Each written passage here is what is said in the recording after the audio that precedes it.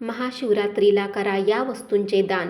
महाशिवरात्रीला तिळाचे दान केल्याने भोलेनाथांची कृपा होते. तसेच पितृदोषाने त्रस्त असलेल्यांना भोलेनाथांच्या कृपेने या दोषापासून मुक्ती मिळते. या दिवशी तिळाचे दान केल्याने शनिदोषही नाहीसा होतो, कारण शनिदेवाचे गुरु भगवान शिव आहेत.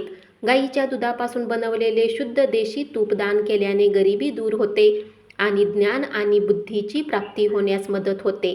गाईचे दूध शिवलिंगाला अर्पण केल्याने फल प्राप्त होतात. पूजा पद्धतीनुसार या दिवशी दूध दान केल्याने घरात सुख समृद्धी येते आणि कुंडलीतील चंद्रही बलवान होतो. महाशिवरात्रीला गरिबांना आणि गरजूंना कपडे दान करावेत. यामुळे महादेव प्रसन्न होतात आणि भक्तांना धनवान होण्याचा आशीर्वाद देतात. असे म्हटले जाते की महाशिवरात्रीच्या दिवशी वस्त्र दान केल्याने आर्थिक स्थितीही सुधारते. तसेच या दिवशी विवाहित महिलांना लाल साडी, लाल बांगड्या, कुंकू इत्यादी दान करावे.